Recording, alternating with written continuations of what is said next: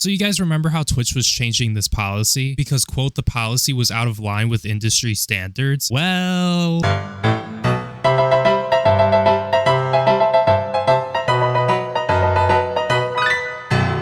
Uh-oh guys, it looks like Twitch pissed off the advertisers. But in all reality, Twitch is just a big joke. How many L's can you take in such a short amount of time? Like, geez, man. Alright, hello guys, welcome back to another video. So today I wanted to come on here to talk about Twitch because recently, yes guys, recently it looks like they have gotten rid of their suggestive nudity policy. Now, most of the people who are probably going to see this video probably have not seen my previous videos on this, in which I talk about Twitch's metas, specifically the E-thot metas. You guys have probably heard of the black bar meta, the topless meta, and Twitch's shitty artistic nudity policy that they enacted. This is a pregnant, bro. What the fuck is this, bro?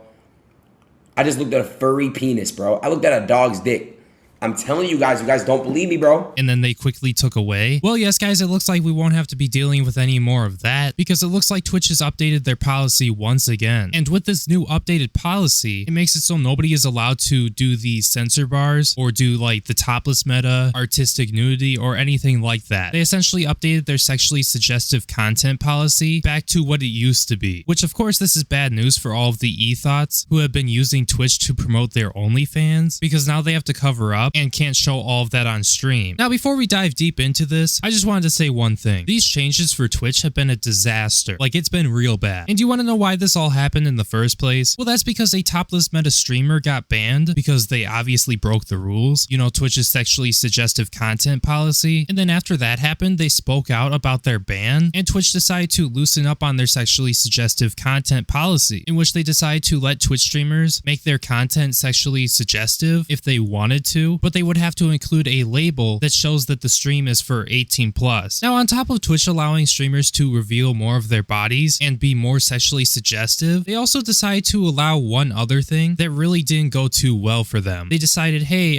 we're going to allow artistic nudity, in which their policy says, with the updates to the sexual content policy, are artistic depictions of nudity allowed? Content with a focus on fictionalized, drawn, animated, or sculpted sexual body parts, regardless of gender, such as doing nude figure drawing, are allowed with a sexual themes label. However, fictionalized sexual acts or masturbation remain prohibited. Now, I'll be honest with you, I don't know what Twitch was doing when they decided to make this change and to allow people to literally draw animated nudity, but man, it was a disaster. And of course, I can't show it here on YouTube, but I'll tell you what it was and what people were doing. So what people were doing was they were drawing huge furry cocks, if that's how we want to say it, and this content was flooding Twitch. It got so bad that they had to pull it back within a day. And once again, it's like, what are you doing, Twitch? You couldn't have done a little bit of foreshadowing? Thought maybe, would this be a good idea or not? What could people potentially do if we greenlight something like this? And okay, maybe I would understand more if Twitch was a smaller company and if they weren't a billion-dollar company. Now, anyways, moving on. After they got rid of the artistic nudity, they said they would still be allowing the sexually suggestive content, and that went on for another 2 weeks with the black bar meta, the blurred meta, the topless streaming meta, all those metas, even with male streamers going on stream with a black bar doing a whole bunch of weird shit. I also was going to talk about in a video about how boogie2988, a guy I have talked about on my channel before, got banned because essentially he went naked on stream, but you couldn't see anything because his skin was in the way of, you know, his meat. And of course, with all this stuff going down, Twitch happened to be in the news like every other day, and it looks like the advertisers had heard about what was going on, and I'm guessing that's why Twitch pulled back their changes, and they are no longer allowing this. Because yesterday at 11 o'clock a.m., Twitch put out a tweet and they said, "We want Twitch to be a place where all communities feel welcome. You spend so much time with us and it's important that you have a consistently positive experience. Read up on recent changes to our attire policy that serve this goal." Then they attach a link. Then as you guys can see right here, an update to our attire policy. We are updating the attire portion of our community guidelines to prohibit implied nudity while streaming on Twitch. This update is in response to a recent meta on Twitch in which streamers use black censor bars or other items to block their bodies or clothing, or position the camera frame such that the viewer is led to believe that the streamer is fully or partially nude. Now, what I believe that they're talking about here is the topless meta, because Morgpie, the person who got banned for doing that after she went viral on other platforms, did an interview with Dexerto in which she said that she was fully clothed, but she puts the camera to make it seem like, you know, she's naked, in which I believe that that's a lie, by the way. But yeah, that's what I think they're talking talking about right here. While most streamers have labeled this content appropriately with the sexual themes label and are wearing clothing behind the object or outside the camera frame, for many users, the thumbnails of this content can be disruptive to their experience on Twitch. Yeah, blah blah blah, advertisers didn't like it. I don't think viewers really cared. I think the only people who really cared about this was commentary YouTubers and like other streamers. While the content labeled with the sexual themes label isn't displayed on the homepage, this content is displayed within the category Browse Directories, and we recognize that many users frequent these pages to find content on Twitch. This update goes into effect today. For those areas of the body where coverage is required, the coverage must be fully opaque. Sheer or partially see-through clothing does not constitute coverage. Note also that streamers must appropriately categorize their content. For example, streamers that use the attire exception when streaming near a pool or a hot tub are expected to use the pools, hot tubs, and beaches category when classifying this content. While at times we simply reclassify the stream into the appropriate category, repeated failure to appropriately classify a stream will lead to an enforcement action. Our goal with this and other recent changes is to make Twitch a safe and welcoming place for our advertisers. I'm not even going to read the rest of that. I just have a feeling advertisers didn't like this and they had to do something about this, because I have a feeling that if the community actually had a problem with this, which I mean, I don't know if they did or not, I still feel like Twitch would do nothing about it unless it was affecting their advertisers, in which I think it did. The updated attire policy now reads, new language in bold. We don't permit streamers to be fully or partially nude, including exposing genitals or buttocks, nor do we permit streamers to imply or suggest that they are fully or partially nude, including but not limited to covering breasts or genitals with objects or sensor bars. We do not permit the visible outline of genitals even when covered. Broadcasting nude or partially nude minors, okay, we get it. Cleavage is unrestricted as long as these coverage requirements are met and it's clear that the streamer is wearing clothing. For all streamers, you must cover the area extending from your hips to the bottom of your pelvis and buttocks. So yeah, I guess you have it right there. Twitch has officially ended the E-thot metas until an entirely new meta pops up out of nowhere, and then the streamers that do it will get banned for a few days, and then they'll be able to come back. You know, that's something that I don't understand with Twitch, is that Morgpie participated in that meta, the topless streamer meta, and got banned for a few days and was able to come back after. But for a lot of Twitch streamers, they'll get banned for the most dumbest shit, and then they won't be able to come back. They'll get an indefinite ban. So I mean, regardless of these updates to their quote-unquote attire policy, this will fix the problem with the censor bars and whatnot, but it's not going to fix constant new metas popping up, and it's not going to stop these people from promoting their OnlyFans on their Twitch, which is literally the main reason why they're doing it. So as a whole, do I think that this policy change is going to really do anything in the long run for these metas? Not really, but it is going to stop the stuff that's going on right now, which happens to be the censor bars, the topless meta, and similar metas. And honestly, in my opinion, if Twitch really wants to get rid of this problem, since I know advertisers don't like it, they should just make it so altogether you can't promote your OnlyFans or like your alternative websites where you're posting your exclusive content where you're naked. That's what I think would stop these metas from happening. But I mean, what do I know? I'm a commentary YouTuber, right? And I'm talking about a billion-dollar company. They obviously know what's better, right? No, they don't, but you know, at this point I'm yapping, so I think I'm gonna end the video right there. Thank you guys so much for watching. If you made it all the way to the end of the video, make sure you comment the number 3 in the comment section down below so that I know that you made it to the end. Now, besides that, if you happen to enjoy the video, make sure you leave a like on the video and you subscribe to the channel, because 2024 is our year. I'm gonna get the channel revived again, and I would love to have you around for it. Now, if you had any questions, comments, concerns, or opinions about anything, make sure you leave a comment down in the comment section down below. Thank you so much for being a member. I really appreciate your extra support to the channel. If you happen to be interested in getting a membership yourself, the lowest tier is $3 a month. It's really cheap and you get extra perks from it. You get a little badge next to your name, and you get priority replies to comments and some other things, so go check it out down below. Now, with all that being said, my name is Breone and I will see you in my next video. Peace.